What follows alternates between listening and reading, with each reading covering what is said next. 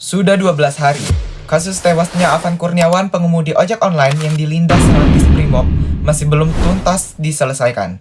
Hal ini membuka pertanyaan, apakah ini hanya kecelakaan atau pelanggaran HAM yang berat?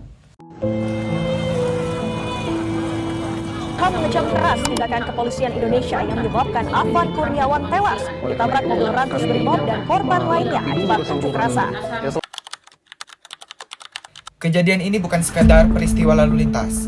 Ia menyentuh hak konstitusional atas hidup dan kewajiban negara untuk melindungi warga.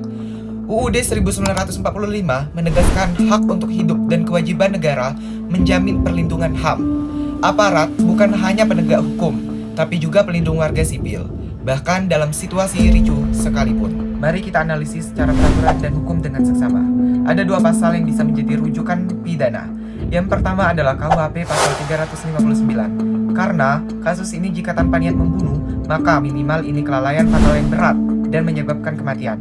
Yang kedua adalah KUHP pasal 338 atau 340 yang digunakan bila terbukti ada kesadaran dan sengaja melanjutkan, maka bisa masuk pembunuhan bahkan berencana. Dan bisa kita tambahkan berdasarkan HAM dan Perkap nomor 8 tahun 2009, melindas korban yang sudah jatuh bisa dikategorikan excessive use of force atau melanggar prinsip necessity dan proportionality. Dan Kode Etik Polri PP nomor 2003 dan Perpol nomor 7 tahun 2022 mengenai peraturan disiplin anggota Polri. Bila ditarik dari dasar tersebut, selain pidana ada pelanggaran etik berat. Sanksinya bisa sampai pemecatan tidak hormat. Kita masuk ke tindak lanjut atau solusi dari kasus tersebut. Tim independen telah mengusut dan melaksanakan sidang kode etik dan sanksi internal Polri.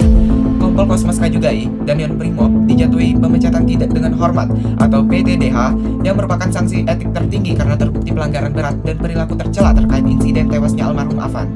Sebelum PTDH, Kosmas juga menjalani penempatan khusus atau patsus selama 6 hari sebagai sanksi administratif tambahan.